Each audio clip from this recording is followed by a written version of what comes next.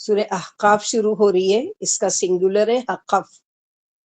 حقف یعنی ریت کا ٹیلا یا ریت کا پہاڑ. حقاف کیا معنی ہے؟ ریت کا ٹیلا یا ریت کا پہاڑ.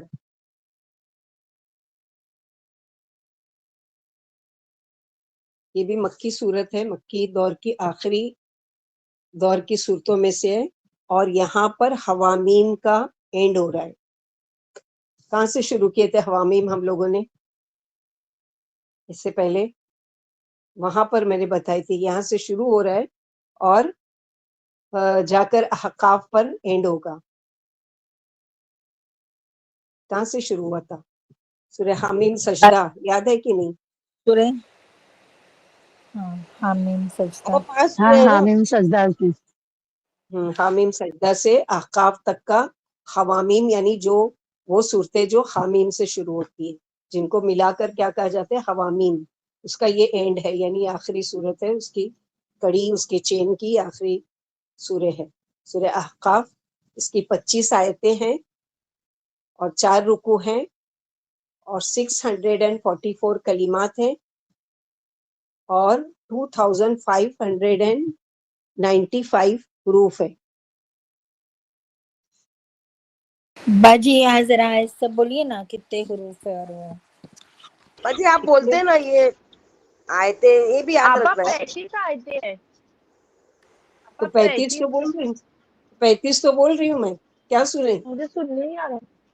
35 آیتیں ہیں، 4 رکوع ہیں اور 644 کلمات ہیں اور 2595 حروف ہیں.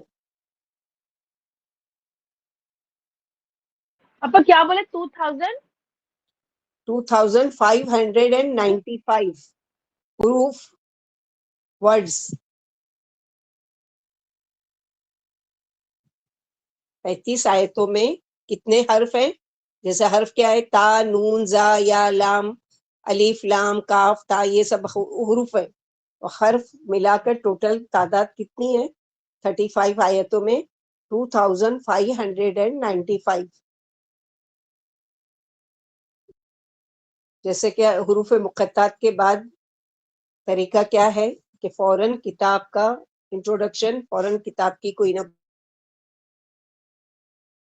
کوئی بات.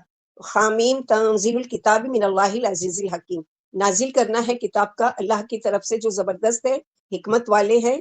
پچھلی صورت کا آغاز بھی انہیں الفاظ سے ہوا تھا، یہاں بھی یہی بات کی گئی ہے کہ معنی ہم سب کو معلوم ہے. قرآن مجید کا تعارف یہ کتاب اللہ کی طرف سے ہے تو قدر و قیمت اور بڑھ جاتی ہے. مثلا یہ کہ کوئی چیز ہوتی ہے کہ جیسے آپ نے کوئی کپڑا خریدا، کہیں سے بھی خریدا، لیکن آپ جب کوئی بڑی دکان کا نام لیتے ہو تو کیا ہوتا ہے؟ ہاں یہ برانڈیڈ ہے، یہ وہ فلاں دکان سے خریدا، وہ بہت کاسٹلی ہوگا. اللہ سبحانہ وتعالیٰ کی مثال ہم یہاں نہیں بیان کر رہے، ہم اپنی عقل کو سمجھانے کے لیے کہ اللہ سبحانہ وتعالیٰ کی طرف سے تنزیل الکتاب من اللہ العزیز العلیم، تو ویلیو بڑھ جاتی کہ یہ وہ کتاب ہے، اسی لیے تو اس کو الکتاب کہا جاتا ہے. کامن کتاب نہیں ہے جو دنیا میں کتابیں لکھی جاتی ہے، پڑھی جاتی ہے، بنائی جاتی ہے. اور آج جو لوگ ہیں جو نفرت کو پھیلانے میں لگے ہوئے ہیں، اور اس کی وجہ سے لوگوں میں یہ شوق پیدا ہوا کہ اس کتاب کے خلاف اتنی باتیں کیوں کی جا رہی ہے، اس کے لیے اس کے بارے میں ریسرچ کرنا چاہیے، اور ریسرچ کر رہے ہیں پوری دنیا میں. تو ان کا کہنا ہے کہ دنیا میں سب سے زیادہ جو پڑھی جانے والی اور یاد کی جانے والی کتاب ہے وہ قرآن مجید ہے. یہ نان مسلم آج اعراض کر رہے ہیں، یہ اعتراف کر رہے ہیں اس چیز کا کہ آج قرآن مجید جو ہے اللہ تعالیٰ کی کتاب، اللہ کا کلام، یہ دنیا میں سب سے زیادہ پڑھی جانے والی کتاب ہے اور سب سے زیادہ یاد کی جانے والی. یعنی اللہ ہی نے نبی صلی اللہ علیہ وسلم پر یہ قرآن اتارا ہے، یہ آپ کا گھڑا ہوا نہیں ہے جیسا کہ بے ایمانوں کا خیال ہے کہ یہ تو اس اللہ کا کلام ہے جو اس قدر بڑی عزت و عظمت والے ہیں جو وہم و خیال میں بھی نہیں آ سکتا، اور اتنی زبردست حکمت والے کہ اس کا کوئی قول و فعل حکمت سے خالی نہیں ہے. عزیز یعنی عزت و اقتدار کے مالک، اور دوسرا معنی ہے عزیز کے کہ جو چاہے کرے، کوئی اللہ کو اپنے فیصلے سے روکنے والا نہیں. اتنے زبردست ہیں کہ اللہ تعالیٰ جو چاہے کرے، اللہ کو اپنے فیصلے سے کوئی بھی روکنے والا نہیں، اور حکمت والے رب کی طرف سے. یعنی اس میں جو باتیں، احکامات اور جو بھی اس میں آئی ہے وہ ساری کی ساری یہ کیا حکمت پر مبنی ہے. کہ جیسے اللہ تعالیٰ کا نام ہے نا الحکیم، حکمت والے. تو اگر آپ لوگوں کے پاس بک ہو اور اس میں اللہ سبحانہ و تعالیٰ کی صفات کو پڑھے ایک ایک نام کی، تو کتنی ڈیٹیل ہے وہ ساری چیزیں کہ اگر ہم یہاں پر ایک ایک نام کا اگر اسماء و صفات پڑھنے لگیں گے تو پھر ہم تفسیر نہیں کر سکتے. لیکن آپ کے پاس ہونا چاہیے بک ایسی کہ جس میں اللہ سبحانہ و تعالیٰ کے نام ہے اور ایک نام کو پورا ایکسپلین کیا گیا ہے، قرآن میں کہاں کہاں کا آیا ہے اور کتنی بار آیا ہے اور اس کے معنی کیا ہے، اس کے اور معنی کیا ہو سکتے ہیں، وہ ساری چیزیں. اللہ سبحانہ و تعالیٰ کتاب کا ذکر کر کے کیا بتا رہے ہیں، ما خلقنا السماوات والارض وما بینہما الا بالحق واجل مسمى والذین کفروا عما انذروا معرضون. اور ہم نے زمین و آسمانوں کو اور ان ساری چیزوں کو جو ان کے درمیان ہے برحق اور خاص مدت کے تعین کے حساب سے پیدا کیا ہے. یعنی ہر چیز کی اللہ نے ایک تقدیر بنائی ہے، وہ اپنے وقت پر ہی شروع ہوگی اور اپنے وقت پر ہی ختم ہوگی. یعنی کائنات کا ذرہ ذرہ حکمت پر مبنی ہے، جیسا کہ پہلے معلوم ہوا کہ اللہ کا کوئی بھی کام حکمت سے خالی نہیں ہے. لہٰذا یہ دنیا بھی کسی بہترین حکمت و تدبیر پر مبنی ہے، اور اس کی عمر کا ایک وقت مقرر ہے جس میں کمی بیشی ناممکن ہے. پھر جو بے ایمان اللہ کے رسول سے یا خود اس کی ڈرانے والی آیتوں سے منہ پھیرے ہوئے ہیں، انہیں جلد ہی اپنے عظیم نقصانات کا پتہ چل جائے گا. تو اس سے کیا پتہ چلتا ہے کہ اللہ سبحانہ و تعالیٰ نے آسمان و زمین کو صرف اس لیے نہیں پیدا کیا کہ یعنی اور جو ان کے درمیان ہے کہ صرف اللہ کی عبادت کی جائے، بلکہ اس میں غور و فکر کیا جائے کائنات میں. اور یہ ہمارے لیے ایک امتحان ہے، جیسے کہ سورہ ملک میں اور بہت ساری جگہ پر کہ ہم نے ایسے ہی عبث نہیں پیدا کیا. کہ سورہ ملک میں تبارک الذی بیدہ الملک وہو علی کل شیء قدیر الذی خلق الموت والحیاۃ لیبلوکم ایکم احسن عملا. تو نہ صرف عبادت کے لیے بلکہ یہ دیکھنے کے لیے اللہ سبحانہ و تعالیٰ کے کون ہے جو اللہ تعالیٰ کی عبادت کرتا ہے، کون ہے جو اللہ تعالیٰ کی اطاعت کرتا ہے، اور کون ہے جو حسن طریقے پر اللہ تعالیٰ کی بات مانتا ہے اور حسن طریقے سے، یعنی جو مقصد سے وہ کیا. اور یہ ساری چیزیں اللہ سبحانہ و تعالیٰ نے ہمارے لیے پیدا کی، کہ بارش کا برسنا، اس سے پھلوں اور اناج کا اگنا، اور یہ چرند پرند اور یہ جانور اور یہ ساری چیزیں بار بار اللہ سبحانہ و تعالیٰ، چونکہ یہ ساری مکی صورتیں ہیں اس لیے مکہ والوں کو کائنات میں غور و فکر کی دعوت دی جاتی ہے. اور آج ہمارے لیے بھی یہ چیلنج ہے کہ ہم بھی سوچیں کہ جو کچھ نہ صرف یہاں پر اللہ تعالیٰ نے آسمان و زمین کا ذکر کیا، بلکہ وما بینہما، جو ان دونوں کے درمیان ہے، آسمان سے لے کے زمین تک، کیا ہم کبھی گن سکتے ہیں کہ کتنی چیزیں ہیں؟ بے شمار. جیسے آگے پیچھے ہم لوگ پڑھ چکے، ان تعدوا نعمت اللہ لا تحصوها، اگر تم شمار کرنا چاہو، گننا چاہو اللہ تعالیٰ کی نعمت کو، تم گن ہی نہیں سکتے کیا کچھ ہے.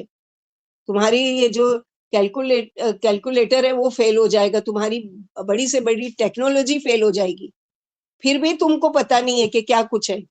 کوئی کھود کر نکال سکتا ہے پہاڑوں کے اندر کیا ہے، زمین کے اندر کیا ہے؟ آج سائنٹسٹ جو بھی انوینٹ کرتے ہیں، جو بھی ایجاد کرتے ہیں، وہ کس چیز سے ایجاد کرتے ہیں؟ ان کی اپنی کوئی تخلیق نہیں ہوتی ہے کہ کوئی نئی چیز پیدا کر رہے ہیں وہ، بلکہ وہ تو جو بنی ہوئی ہے، وہ جو چھپی ہوئی ہے، اس کو نکال رہے ہیں اپنے علم کے ذریعے، اس کو کھود رہے ہیں، اس کو کورید رہے ہیں، اس کو وہ ایجاد کر کے بتا رہے ہیں ہم نے ایجاد کیا. کوئی بڑا کمال نہیں کیا آپ نے ایجاد کیا، تو آپ تو وہی چیز سامنے لا رہے ہو جو چھپی ہوئی، جو اللہ تعالیٰ نے تخلیق سے پہلے ہی آسمان زمین کی تخلیق جب کی تھی، جب سے ہی اس میں ڈال دیا تھا اور اس کا علم میں سکھا دیا تھا. کس کو؟ ساری چیزوں کا علم کس کو سکھا دیا تھا اللہ تعالیٰ نے؟ آدم علیہ السلام آدم علیہ السلام کو. آدم علیہ السلام کو. آدم علیہ السلام کو. وعلم آدم الاسماء کلھا، آدم علیہ السلام کو تمام کے تمام چیزوں کے نام، تو تم آج پیدا ہوئے، آدم علیہ السلام تو تم سے سب سے پہلے جانتے ہیں، جب زمین آسمان بنی، جب ان کی پیدائش ہوئی تب سے وہ جانتے ہیں کہ کیا کچھ ہے زمین میں. تو آج کون سا کمال کر رہے ہو تم؟ اگر کوئی چیز نئی ایجاد کر رہے ہو، وہ کر رہے ہو، وہ تو اللہ کی تخلیق میں سے کچھ نیا پیدا کر سکتے ہو.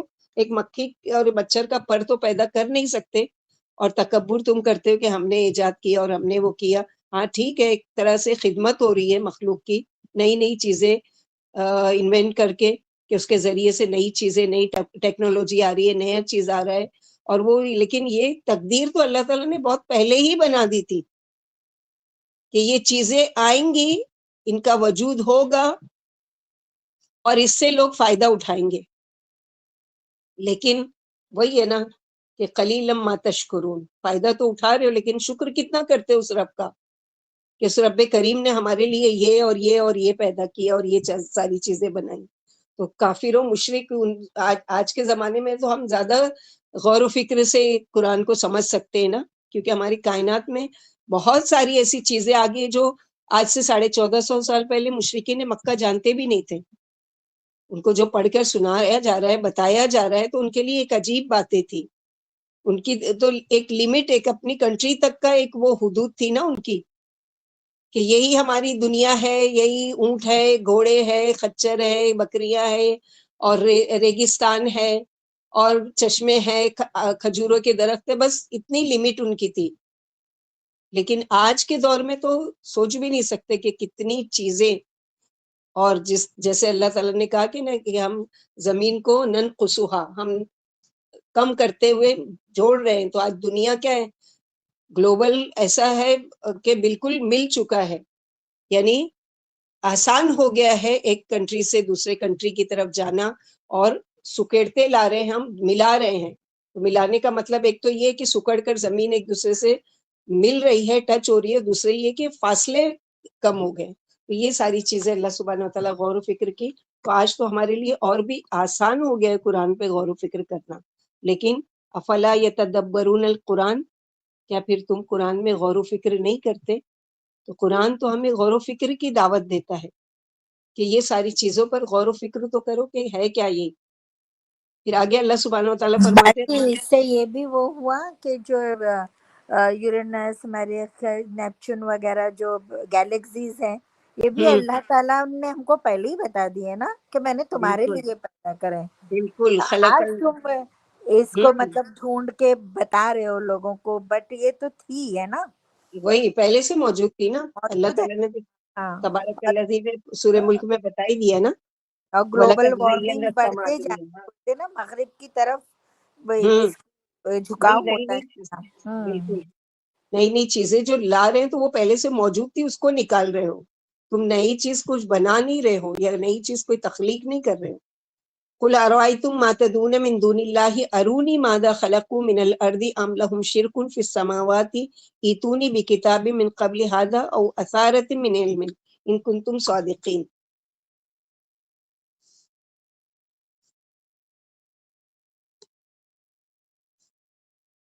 اور یہ جو آیت گزری ہے کہ والذین کفروا عما انذروا معرضون، مگر یہ کافر لوگ اس حقیقت سے منہ موڑ رہے ہیں جس سے ان کو خبردار کیا گیا. یعنی اسی بات کی ان کو سمجھ نہیں آتی کہ یہ دنیا چند دن کی ہے، جو کچھ ملا ہے ایک مقصد کے تحت ملا ہے، اور اس کا حساب دینا، یہ حقیقت کو نہ سنتے ہیں، نہ سمجھتے ہیں، نہ اس کے مطابق عذاب سے بچنے کی تیاری کر رہے ہیں. بس معرضون یعنی اعراض برت رہے ہیں، منہ موڑ رہے ہیں. اور یعنی وہی ہے نا کہ جیسے ایک چھوٹا بچہ ہوتا ہے، اگر اس کو کوئی چیز بات نہیں ماننا، آپ اس کے سامنے لاکھ اس کو کوئی چیز کی حجت کرو، اس کی اچھائی پیش کرو، اس کے بارے میں کچھ بھی کرو، اس کو نہیں ماننا ہوتا ہے وہ نہیں مانتا ہے. لیکن جس کو ماننا ہوتا ہے اس کو یہ ساری حجت اور یہ ساری چیزوں کی وہ ضرورت نہیں ہے. آپ صلی اللہ علیہ وسلم نے جب قرآن کو پیش کیا، ایمان کو اور اسلام کو پیش کیا، تو ابو بکر صدیق نے کون سی حجت کی تھی، یا پھر اور دوسرے صحابہ کرام نے کون سے سوال کیے تھے؟ دوسرے صحابہ کرام تو ابو بکر صدیق ایمان لائے اور گئے اور اپنے ساتھ 7-8 لوگوں کو ایمان کی دعوت دے کر چلے آئے اور وہ ایمان لے آئے. ابھی تو نبی صلی اللہ علیہ وسلم سے ملے بھی نہیں. تو یہ ساری چیزیں ہیں.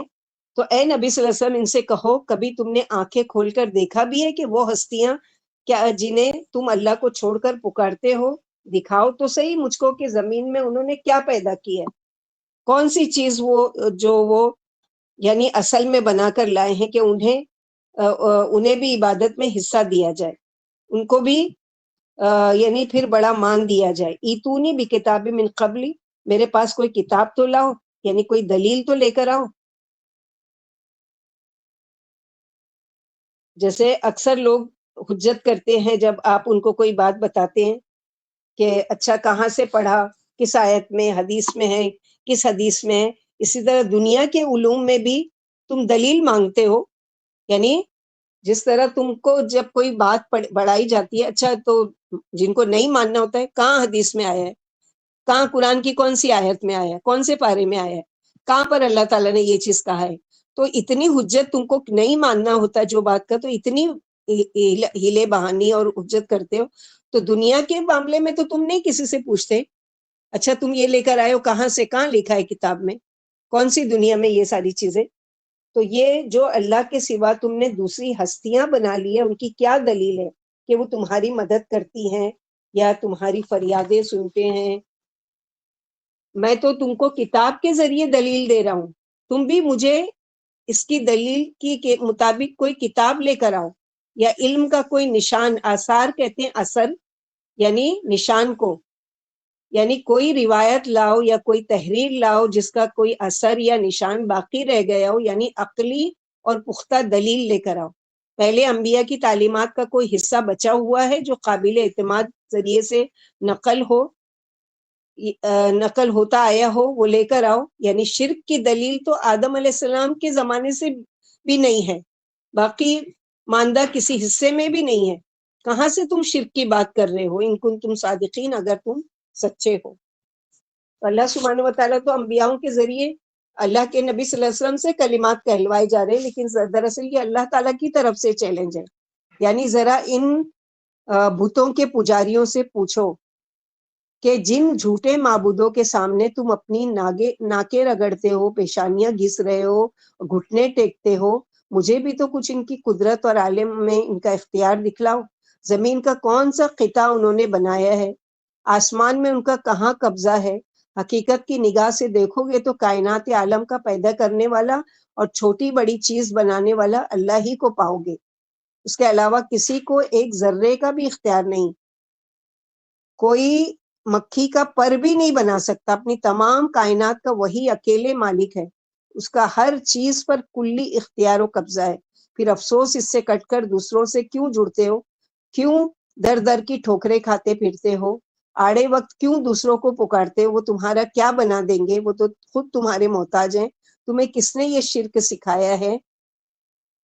کسی سمجھدار معقول انسان کی ہرگز یہ تعلیم نہیں ہو سکتی، اور نہ اللہ کی یہ تعلیم ہے. اگر تمہارے پاس کوئی آسمانی دلیل ہے تو قرآن مقدس کو تو خیر چھوڑ دو، کیونکہ اسے تو تم مانتے ہی نہیں کہ اس سے دلیل لاؤ گے. کسی اور آسمانی صحیفے ہی سے کوئی دلیل پیش کرو. آسمانی صحیفہ بھی چھوڑ دو، کوئی علمی دلیل، کوئی نالج کسی نے کہیں لکھ کر رکھا ہے کوئی تاریخ کی کتابوں میں، اور یہ ساری چیزیں اگر شرک صحیح ہوتا تو تمہارے پاس ہزارہ دلائل موجود ہوتے، عقلی بھی اور نقلی بھی. یعنی عقلی یعنی تمہاری عقل بھی اس کا ثبوت دیتی، اور نقلی یعنی نقل کیا ہوتا، لکھا ہوا ہوتا کہیں، لیکن کہیں بھی نہیں ہے. تو اللہ سبحانہ و تعالیٰ یعنی عقل کی بات اگر سوچے انسان، مثلا ایک انسان کہیں جا رہا ہے، اپنے گھر میں ہی ہے، اور دیوار سے کہے کہ مجھے اولاد دے دو، مجھے کھانا دے دو، مجھے پانی دے دو، تو اس کو اگر کوئی دوسرا دیکھ رہا ہے اس کو یہ حرکت کرتے ہوئے تو کیا کہے گا، پاگل ہے یہ، دیوار اس کو کچھ دے گی. تو یہ جو بت بنا کے رکھے وہ پتھروں کے، یا جو دنیا سے چلے گئے جن کے اوپر تم نے قبے مزار اور وہ بنا لیے، وہ کہاں سے تم کو دینے لگے؟ جب دیوار نہیں دے سکتی، وہ بے جان ہے، تو ایسے یہ بھی بے جان ہے، وہ بھی تمہاری دیوار بھی تم نے ہی بنائی ہے، اور وہ بت جو ہے اس کو بھی تم نے بنایا. لیکن وہی ہے، نہ عقلی دلیل ہے اور نہ وہ ہے، سوائے یہ کہ بس ان کی گمراہی. ومن اضل ممن يدعو من دون الله من لا يستجيب له الى يوم القيامه وهم عن دعائهم غافلون. اور اس سے بڑا گمراہ اور بھٹکا ہوا کون ہو سکتا ہے جو پکارتا ہے اللہ کے سوا ان ہستیوں کو جو ان کو قیامت تک جواب نہیں دے سکتے، اور وہ ان کی دعا تک سے بھی غافل ہے. ان کو تو اس بات کی بھی خبر تک نہیں کہ کوئی ان کو پکار رہا ہے. اور بات ہے بھی یہ سچ، یہاں مراد کوئی پتھر کے بت وغیرہ نہیں ہے، یہاں مراد وہ انسان ہو سکتے ہیں جنہیں لوگ یہ سمجھ کر پکارتے ہیں اور ان سے فریادیں کرتے ہیں کہ وہ مرنے کے بعد بھی سنتے رہتے ہیں. ہمارے یہاں یہ بات بہت عام ہے نا کہ مردے سنتے ہیں. بعض لوگ تو ان کو مردہ بھی نہیں مانتے، یعنی یہ بھی نہیں کہتے کہ نہیں ان کو مردہ بھی مت کہو، مرے ہوئے نہیں ہیں، وہ پردہ کر گئے ہیں. تو نہیں مانے مردہ، لیکن زندہ بھی کتنا سن سکتے ہیں. ہم سب اپنا جائزہ لیں کتنی حد تک ہم سن سکتے ہیں. دوسری دیوار کے پیچھے سے اگر کوئی ہم کو پکار رہا ہو تو ہم نہیں سن سکتے.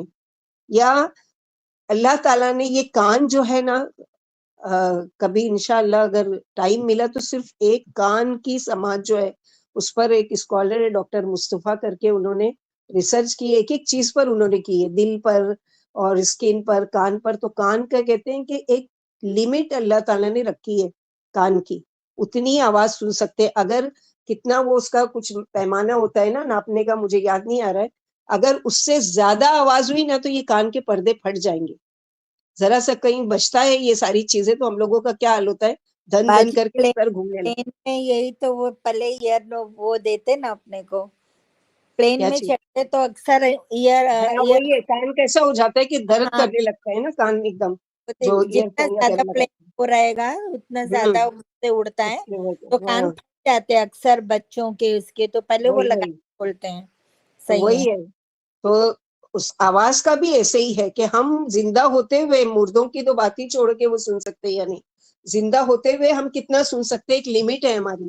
اگر لمٹ کراس کر جائے تو وہ وہی چیز ہمارے لیے کیا ہے، کان کے پردے پھاڑنے کی سبب بن سکتی ہے. یعنی اس سے بڑھ کر کون بے وقوف اور گمراہ ہوگا جو اللہ کو چھوڑ کر بتوں سے مانگے، جن کو مرادیں پوری کرنے کی طاقت ہی نہیں ہے، بلکہ انہیں تو ان کی پکار کی بھی خبر نہیں ہے. خواہ وہ قیامت تک چیختے رہیں، دینا دلانا تو دور کی بات ہے، کیونکہ وہ تو جیسے پتھر ہے ویسے ہی ہے وہ، کہ ان کو تو یہ بھی نہیں پتا ہے، جن کو تم دنیا سے چلے گئے ہیں ان کو تو یہ بھی نہیں پتا کہ وہ کب زندہ کیے جائیں گے، کب اٹھائے جائیں گے.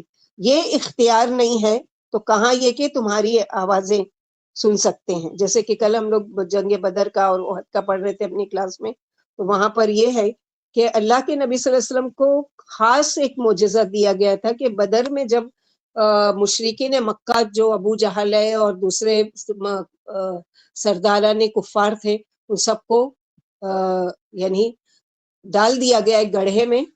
اس کے 3 دن بعد اللہ کے نبی صلی اللہ علیہ وسلم جا کر آواز دیتے ہیں کہ جو اللہ تعالیٰ نے ہم سے وعدہ کیا تھا فتح کا، وہ تو اللہ تعالیٰ نے ہم سے پورا کیا. کیا تم سے جو تمہارے معبودوں نے وعدہ کیا تھا کیا اس کو پورا کیا؟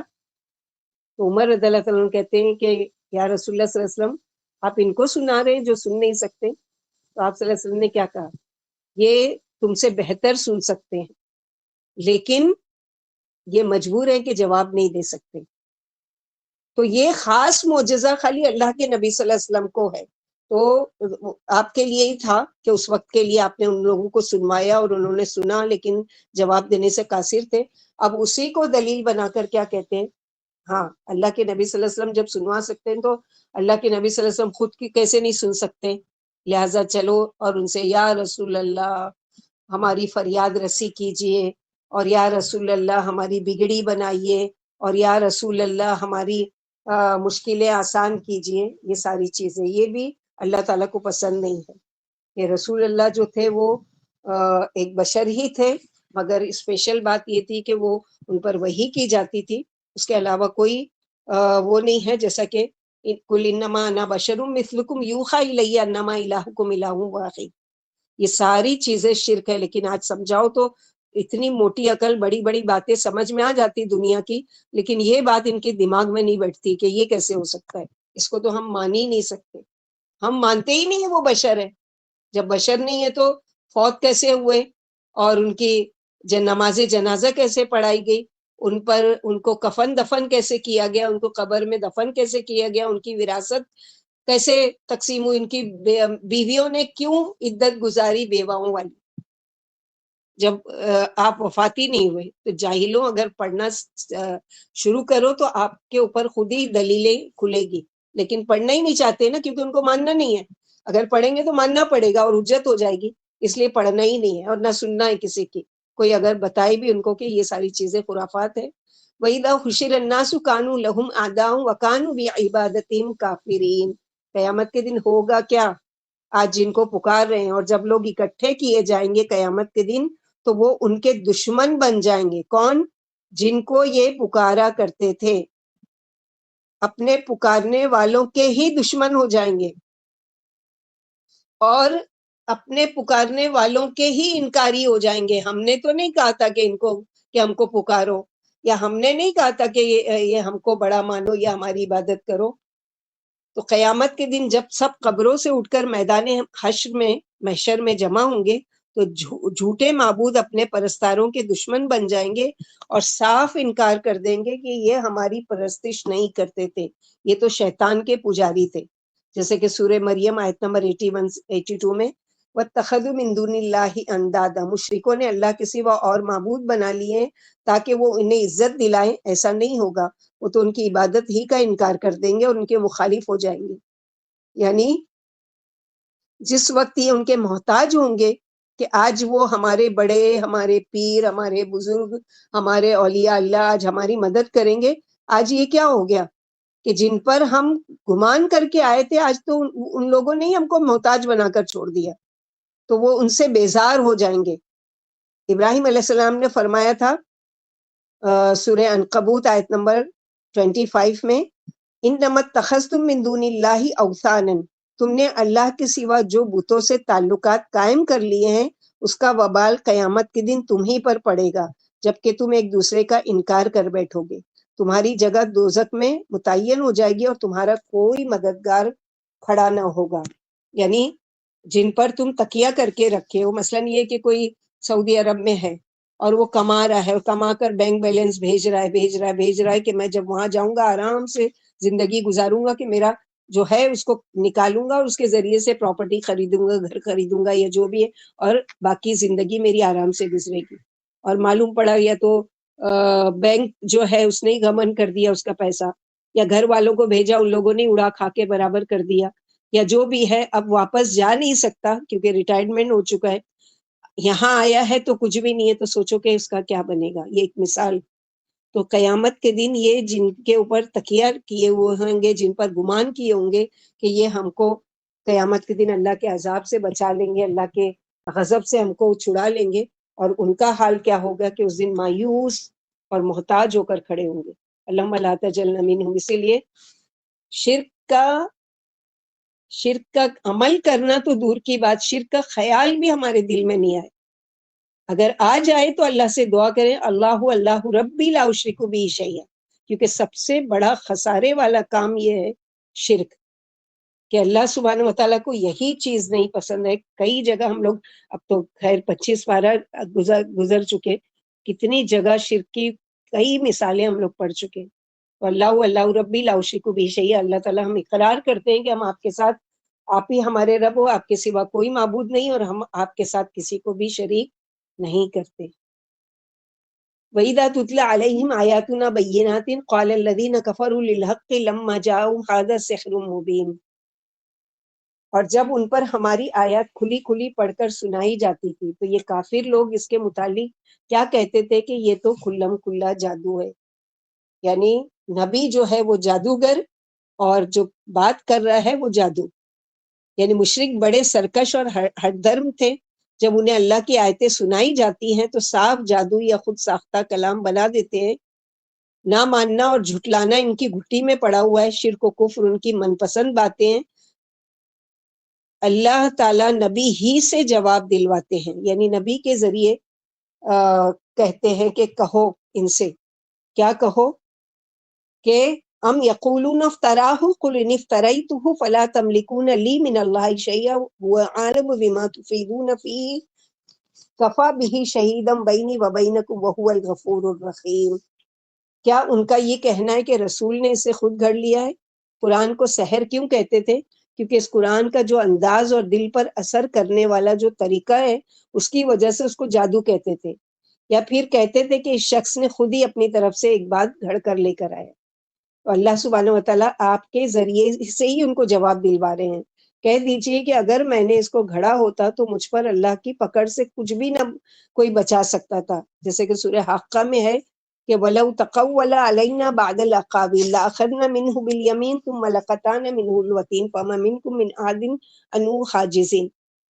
یعنی اگر نبی صلی اللہ علیہ وسلم ہم پر بعض باتیں گھڑ کر لگاتے بھی، ہماری طرف اس کو منسوب بھی کرتے، تو ہم ان کا دایاں ہاتھ پکڑ لیتے، پھر ہم ان کی رگے گردن کاٹ ڈالتے، پھر تم میں سے ہم کو اس کام سے کوئی روک نہیں سکتا تھا. یعنی کوئی بھی شخص جو دنیا میں ایسا کام کرے اسے دنیا میں عزت مل ہی نہیں سکتی. بہت سے لوگوں نے کوشش کی قرآن کی نقل بنانے کی، اور کیا آج ہم ان کا نام بھی جانتے ہیں؟ یعنی جن لوگوں نے اس میں کوششیں کی، کیا ہم ان کا نام بھی جانتے ہیں؟ بہت سارے لوگوں نے اس کے بارے میں وہ کیے. تو یہاں پر وہی ہے کہ یہ بدبخت قرآن کو آپ کا گھڑا ہوا کلام بتا رہے ہیں. آپ فرما دیجیے اگر میں نے ہی گھڑا ہے اور میں اللہ کا رسول نہیں ہوں تو اللہ یقیناً مجھے میرے اس عظیم جھوٹ پر سخت ترین سزا دیں گے، اور تم ساری دنیا بھی مل کر مجھے اس کے عذاب سے نہیں چھڑا سکتے. جیسے سورہ جن آیت نمبر 22 میں قُل لَن یُجِیرَنِی مِنَ اللہِ احد، فرما دیجئے کہ مجھے اللہ کے عذاب سے کوئی نہیں بچا سکتا، اور نہ میں اس کے علاوہ کہیں اور رہنے کی جگہ پا سکتا ہوں. میں تو اللہ کے دین کی تبلیغ کر کے فرید رسالت بجا لا رہا ہوں. پھر ان کذابوں کو دھمکایا جا رہا ہے کہ تمہاری مکاریوں کا اللہ کو خوب علم ہے، وہی تمہارے درمیان صحیح فیصلہ فرمائیں گے کہ کون سچا ہے اور کون جھوٹا ہے.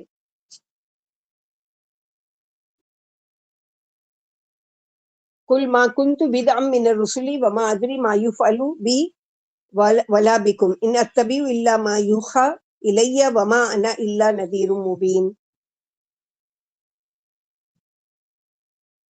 اور اس سے پہلے کیا ہے؟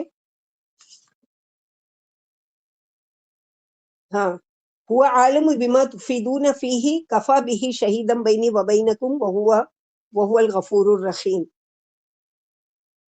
یعنی جو باتیں تم بناتے ہو اللہ ان کو خوب جانتے ہیں، جن باتوں میں تم مشغول ہوتے ہو وہ اس کو جانتے ہیں.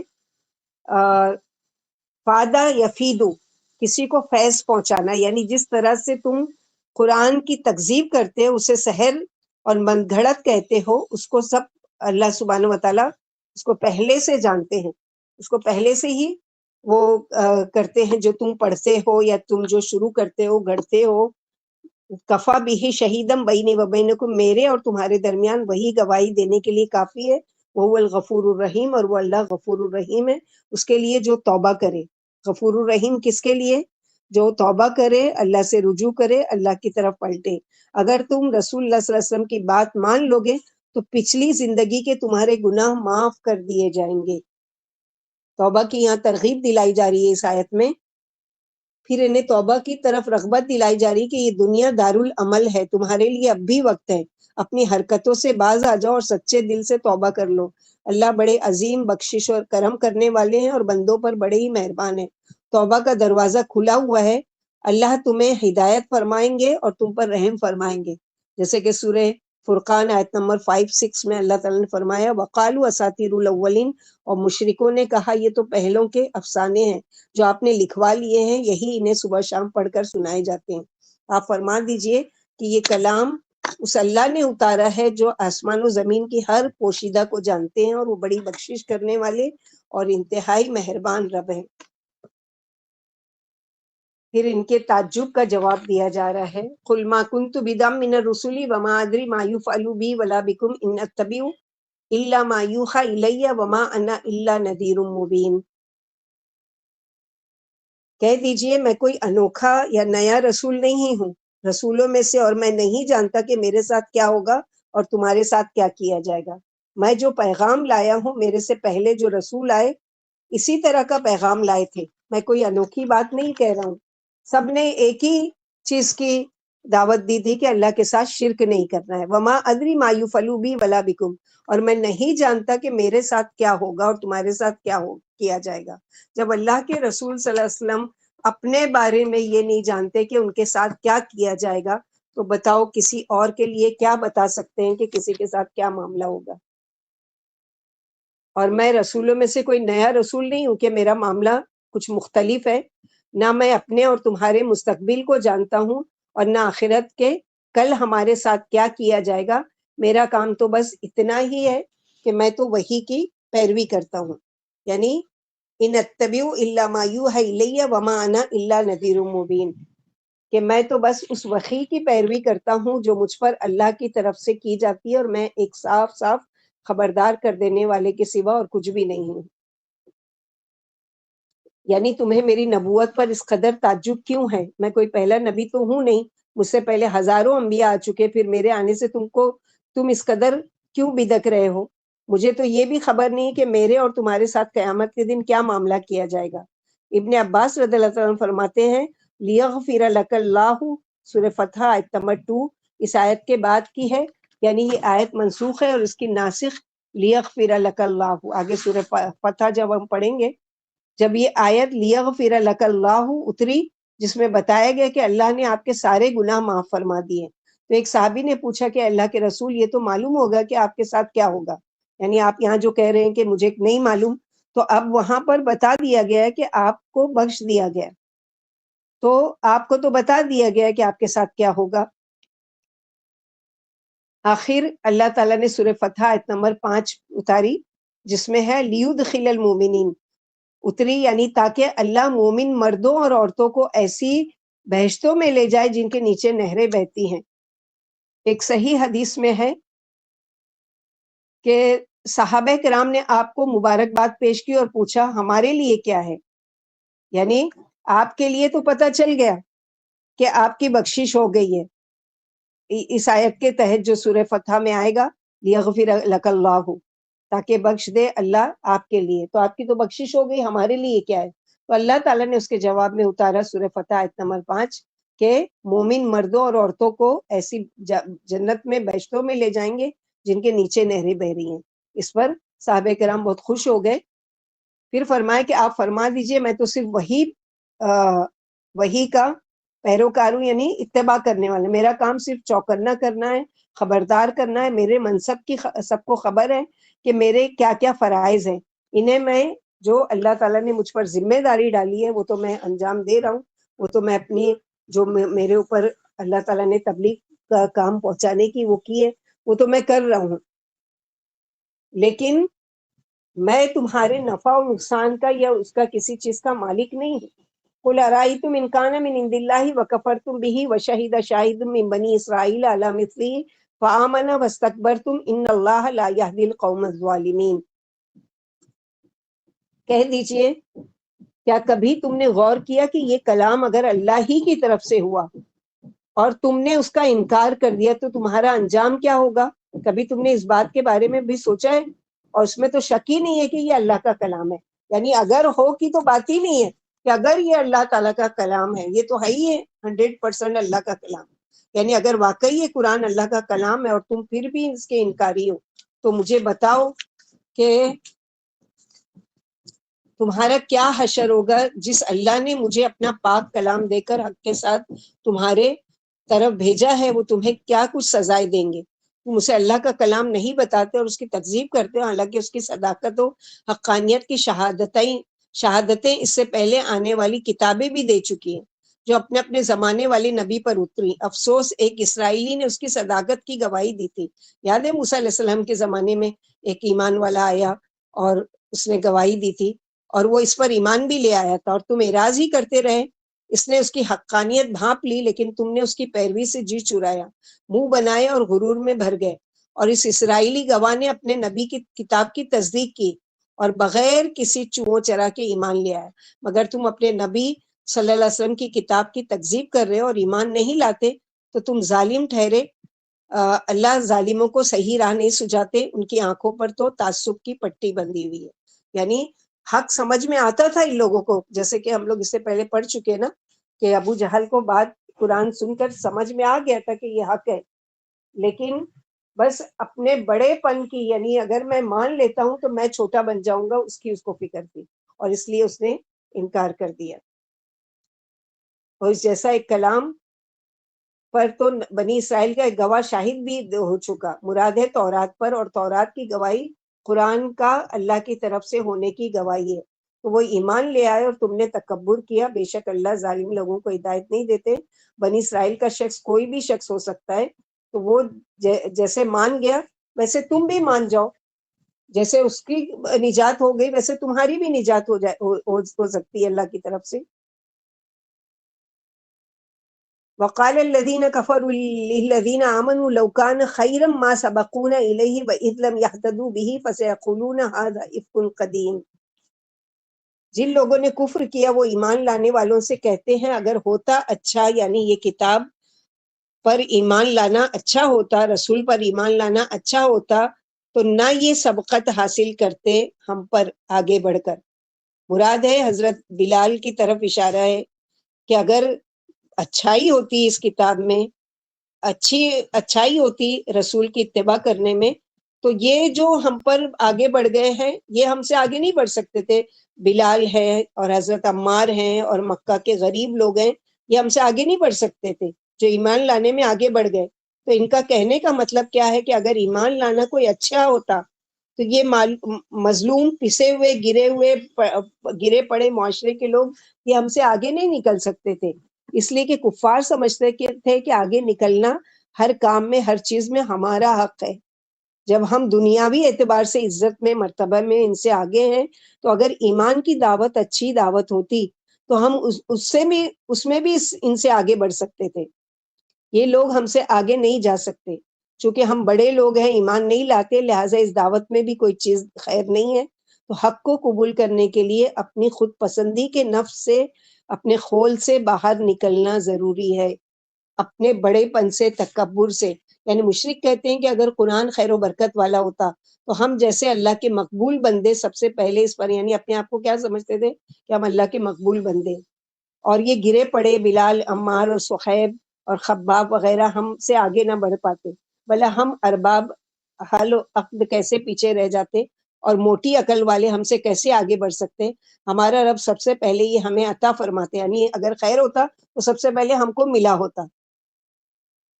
اور ان کا یہ طرز استدلال اور انداز فکر باطل ہے، جیسے کہ سورہ انعام میں اللہ تعالیٰ نے اس کا جواب دیا ہے، آیت نمبر 53، کذالک فتننا بعضهم، ہم نے اسی طرح بعض کو بعض سے آزمایا تاکہ کہنے لگیں کیا یہی لوگ ہیں جن پر ہم سب میں اللہ کا احسان ہوا ہے۔ یعنی انہیں بڑا تعجب ہے، یہ لوگ سیدھی راہ پر آ گئے، اگر یہ دین سچا ہوتا تو ہم لپک کر اس کی طرف جاتے اور اسے آنکھوں اور دلوں میں جگہ دیتے۔ یہ ان کی خام خیالی ہے، دراصل بھلائی کی طرف دوڑنے والے اور نیکی کی طرف سبقت کرنے والے وہی ہوتے ہیں جن کی سمجھ سیدھی اور دل سلامتی والے ہوتے ہیں۔ اسی وجہ سے یہ مانی ہوئی بات ہے کہ جو قول و فعل صحابہ کرام میں نہ پایا جائے وہ بدعت ہے، کیونکہ اگر وہ سنت میں داخل ہوتا، یہ مقدس جماعت جو نیکی کی طرف لپک کر جانے والی تھی، بھلا کیوں اسے چھوڑ دیتی؟ یعنی سنتوں پر جیسے لپک کر ان لوگوں نے لبیک کہا اور اس کو عمل میں لے آئے، تو جو کام نہیں کیا ان لوگوں نے، یہی تو بدعت ہے کہ اس پر ان لوگوں نے کیوں نہیں آگے بڑھے۔ پھر فرمایا کہ چونکہ یہ جماعت اپنی ازلی بدبختی کی وجہ سے قرآن پر ایمان نہیں لائی، لہٰذا اپنی ندامت دور کرنے کی غرض سے قرآن پر ہی الزام رکھتی ہے، اور صاف کہتی ہے کہ یہ پرانے لوگوں کی پرانی باتیں اور دقیانوسی خیالات ہیں، اسی سے یہ قرآن ماننے والوں کو طعنہ دیتے ہیں۔ یہی غرور ہے کہ حق کا نہ ماننا اور دوسروں کو حقیر سمجھنا۔ کیا ہے عربی میں تکبر کی ڈیفینیشن؟ بہت دفعہ ریپیٹ ہو چکا ہے۔ تکبر کی ڈیفینیشن عربی میں بطر الحق و غمت الناس۔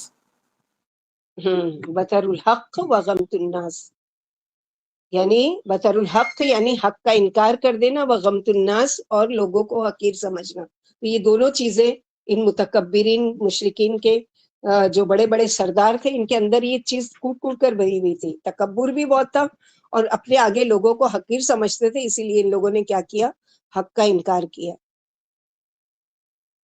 ومن قبلہ کتاب موسیٰ، امام و رحمتن وحادہ کتاب مصدق لسانا عربی لینذر الذین ظلموا وبشری للمحسنین. حالانکہ اس سے پہلے موسیٰ علیہ السلام کی کتاب رہنما اور رحمت بن کر آ چکی ہے، اور یہ کتاب قرآن تصدیق کرنے والی ہے موسیٰ علیہ السلام کی کتاب کی. عربی زبان میں لائی ہوئی کیوں آئی ہے یہ عربی میں؟ تاکہ خبردار کرے ان لوگوں کو جنہوں نے ظلم کیا. کون ہے ظالم؟ جو شرک میں مبتلا ہے، گمراہی میں مبتلا ہے. وبشرا للمحسنین، اور خوشخبری دے دو نیک روشن روش اختیار کرنے والوں کو. کون ہے وہ لوگ؟ آگے ان کی تعریف کی گئی ہے کہ اللہ سبحانہ و تعالیٰ یہاں پر بتا رہے ہیں، یعنی تورات امام اور رحمت تھی، اور یہ قرآن تمام سابق الہامی کتابوں کی تصدیق کرتی ہے. یعنی ہر کتاب کی بات اس میں سچائی کے ساتھ بیان کی گئی ہے. انہیں سچی کتابیں مانتا ہے. یہ عربی زبان میں ہے جو نہایت فصیح و بلیغ اور سلجھی ہوئی اور شگفتہ زبان ہے. اس لیے یہ قرآن نہایت واضح اور صاف ہے. اس میں کافروں کے لیے ڈراوا اور مومنوں کے لیے بشارت ہے. اس کی تفسیر حامیم سجدہ میں گزر چکی، یعنی انہیں آئندہ خوف نہ ہوگا اور چھوڑی ہوئی چیزوں کا غم نہیں ہوگا. ہم لوگ سورہ حامیم سجدہ میں یہ آیت آ چکی ہے نا. تو مومن محسنین کون ہیں؟ ان کی تعریف یا کی گئی ہے، ان الذین قالوا ربنا اللہ ثم استقاموا فلا خوف علیہم ولا هم یحزنون. یاد ہے سب کو وہ آیتیں یا بھول گئے؟ 7 آیتیں پڑھی جا رہی ہے نمازوں میں. جی آپا یاد ہے. جی آپا. ہاں، باقی کے سب پڑھ رہے ہیں یا صرف اورل کے لیے سنا کے اور بھول گئے؟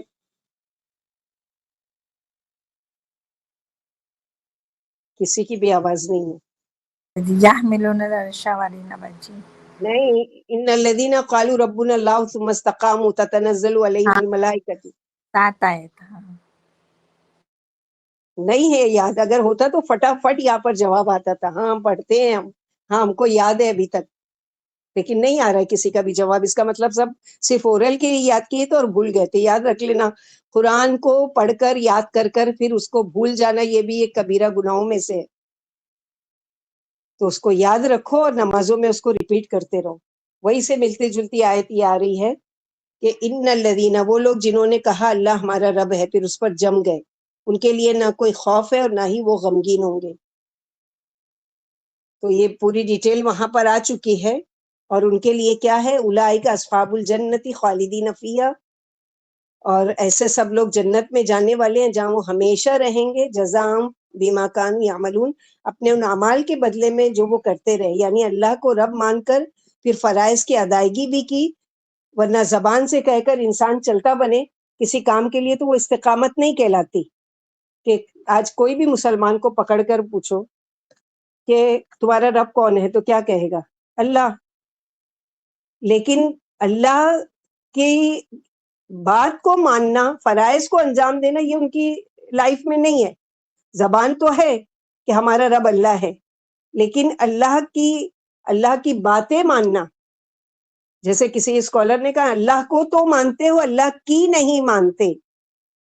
تو اللہ کی ہی ماننا ہے، اللہ کو بھی ماننا ہے اور اللہ کی ہی ماننا ہے. تو اللہ کی نہیں مانتے اس لیے استقامت نہیں ہے. تو اپنے ان اعمال کے بدلے میں جو کرتے رہے ہیں، یعنی اللہ کو رب مان کر پھر فرائض کی ادائیگی بھی کی. یعنی نبی صلی اللہ علیہ وسلم نے فرمایا تم اس شخص کی طرح نہ ہو جانا جو پہلے بہت زیادہ نوافل پڑھتا تھا، تہجد وغیرہ پڑھتا تھا اور پھر اس نے چھوڑ دیا، بلکہ عمل چاہے تھوڑا ہو لیکن ہمیشگی ہو. کون سی حدیث یہاں کوٹ کریں گے؟ سب بھول گئے حدیثیں وغیرہ. ان العمل قال ادومه وان قل. قال رسول اللہ صلی اللہ قال علیہ قال رسول وسلم اللہ رسول صلی اللہ اللہ علیہ صلی اللہ خیر علیہ وسلم. العمل ادومہ وان قل. بارک اللہ فیکم. خیر العمل ادومہ وان قل، بہتر عمل وہ ہے جو ہمیشگی کے ساتھ کیا جائے چاہے کہ وہ تھوڑا ہو. تھوڑا میں مثلاً مثال کے طور پر فرض تو آپ کو کرنا ہی کرنا ہے، اس کو تو چھوڑنا نہیں ہے، کسی بھی قیمت اس کی چھوٹ نہیں ہے. لیکن اس کے علاوہ نفل، جیسے کہ اگر آپ نے مثلاً تحیۃ الوضو شروع کیا ہر نماز سے پہلے پڑھنے کا، اب یہ نہیں کہ چلو فجر میں میرے پاس ٹائم ہے تو میں پڑھ لیتی ہوں، پھر ظہر میں بہت کم ٹائم رہتا ہے جلدی جلدی فرض پڑھ لوں بس کافی ہے. نہیں، اپنے آپ کو فاستقم، جم جاؤ. جیسے ایک صحابی آتے ہیں، یا رسول اللہ مجھے کچھ وصیت کیجئے، مجھے کچھ نصیحت کیجئے، تو آپ صلی اللہ علیہ وسلم نے 2 ورڈز میں نصیحت کی، قل آمنت باللہ فاستقم، کہہ دیجئے میں ایمان لایا اللہ پر اور جم جاؤ. جم جاؤ یعنی اپنی لائف پوری اس کے اوپر گاڑ دو اللہ تعالیٰ کی اطاعت پر، یہ جم جانا ہے. تو چاہے کہ ٹائم ملے یا نہیں ملے یا جلدی ہے کچھ نہیں، میری عادت بن چکی ہونا چاہیے کہ میں ہر فرض جو بھی نماز جو ٹائم کی بھی پڑھنے لگی ہوں، میں سب سے پہلے 2 رکعت تحیۃ الوضو پڑھوں. چھوٹا عمل ہے، کوئی بڑا نہیں ہے. فإن خیر العمل أدومه وإن قل. تہجد کے لیے توفیق نہیں ہے 8 رکعت کی، 11 رکعت کی، 2 رکعت کم از کم. اٹھے 10 منٹ 15 منٹ پہلے، آدھا گھنٹہ پہلے وضو کیے، 2 رکعت تحیۃ الوضو پڑھے، 2 رکعت جتنی طویل صورتیں یاد ہے وہ پڑھ کے 3 رکعت وتر پڑھ لیے، ہو گئی آپ کی تہجد. ہمیش کی. یہ نہیں ہے کہ رمضان آیا تو سجدے میں ہی پڑے نظر آ رہے ہیں اور ہاتھ میں قرآن ہی نظر آ رہا ہے اور پیٹ بھوک سے خالی ہے اور یہ سب کچھ ہے، اور اس کے بعد 11 مہینے ہماری چھٹی اس امپلائی کی طرح کے جو بہت چھٹیاں مناتا ہے، تو ہم لوگ بھی بہت چھٹیاں مناتے ہیں. ایسا نہیں ہونا چاہیے. الذین قالوا ربنا اللہ ثم استقاموا تتنزل، کتنی خوشخبری وہاں دی گئی تھی. تتنزل علیہم الملائکۃ الا تخافوا ولا تحزنوا وابشروا بالجنۃ التي کنتم توعدون نحن اولیاؤکم فی الحیاۃ الدنیا وفی الآخرہ ولکم فیہا ما تشتہی انفسکم وَلَكُمْ فِيهَا مَا تَدَّعُونَ نُزُلًا مِّنْ غَفُورٍ رَحِيمٍ. آپ لوگوں کے لیے بھی جزائے خیر، ہمارے سے پہلے بیچ کے لیے بھی جزائے خیر، اس سے پہلے بھی، کہ ان لوگوں کی بدولت ان کو یاد کراتے کراتے ہم لوگ کو یاد ہو گئی. الحمدللہ الحمدللہ. اللہ تعالی ہم سب کو استقامت نصیب کرے. آگے کی جو آیت ہے وہ بہت غور طلب ہے، اس میں بہت سارے واقعات کے ساتھ ہم سمجھیں گے، بہت ساری حدیثوں کے ساتھ ہم سمجھیں گے، اور بہت طویل ہے یہ ٹاپک جو ماں باپ کا اور دعا کا. اور اس کا شروع کریں یا پھر نیکسٹ ویک انشاءاللہ؟ کیا خیال ہے آپ لوگوں کا؟ کیونکہ کافی ڈیٹیل میں ہے یہ، ماں باپ کے بارے میں اور دعا کے بارے میں. باجی باجی نیکسٹ ویک نیکسٹ میں. ویک. ہاں اوکے آپا انشاءاللہ. ہاں وہی بہتر رہے گا، کیونکہ آدھے میں بیچ میں چھوڑنا پڑے گا نا مجھے انشاءاللہ. نیکسٹ ویک انشاءاللہ اللہ سبحانہ و آپ تعالیٰ کے. وہ جو کوشچن ایک تھا نا درگزر والا، اس کا آپ بتائیے نا کون سی آیت میں اس کا آنسر تھا. وہ ہم لوگوں کو، بہت سے لوگوں کو نہیں سمجھا ہو. ابھی اس کے لیے تو مجھے پیپر اور پارا دونوں لے کے بیٹھنا پڑے گا. کیا مطلب، کیا تھا کویشچن؟ یہ جو 14واں کوشچن تھا نا، گناہوں سے درگزر کرنے کے بارے میں اللہ سبحانہ تعالیٰ نے قرآن میں کیا فرمایا؟ 3 مارکس کا تھا. وہ ہے نا ویعفو عن کثیر، ویعفو عن کثیر، ویعفو عن کثیر. یاد آیا کہ بھول گئے؟ میں یاد ہی نہیں تین آیا، اس دفعہ لیے لکھ تین نہیں پایا. دفعہ آیا ہے. کتنے ایسے گناہ ہیں جن سے ہم درگزر کرتے ہیں، چھوڑ دیتے ہیں، پکڑ نہیں کرتے، اور کتنے ڈیٹیل میں ہم لوگوں نے پڑھے تھے، اور وہ کوشچن نہیں آیا. تم لوگ کو تعجب ہے؟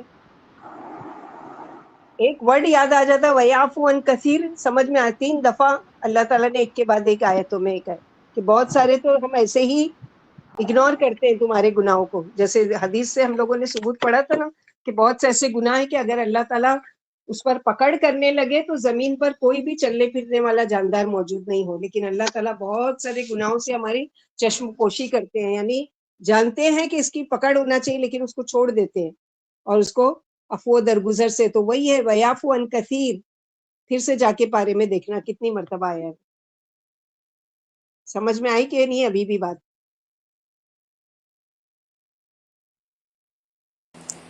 ہاں باجی ہاں اب میرے کو ہی ابھی آئی سمجھ تھی میں وہ آیا، کیونکہ آیت. گناہ درگزر کون کرے؟ انسان کرے کہ اللہ تعالیٰ؟ مطلب یہ اللہ اس میں تعالیٰ کنفیوژن بہت، تھا. اب اگر نہیں سمجھ میں کریں آیا گے. کہ اللہ تعالیٰ ہاں بہت ساری چیزوں کو، گناہوں کو معاف فرماتے ہیں، درگزر کرتے ہیں.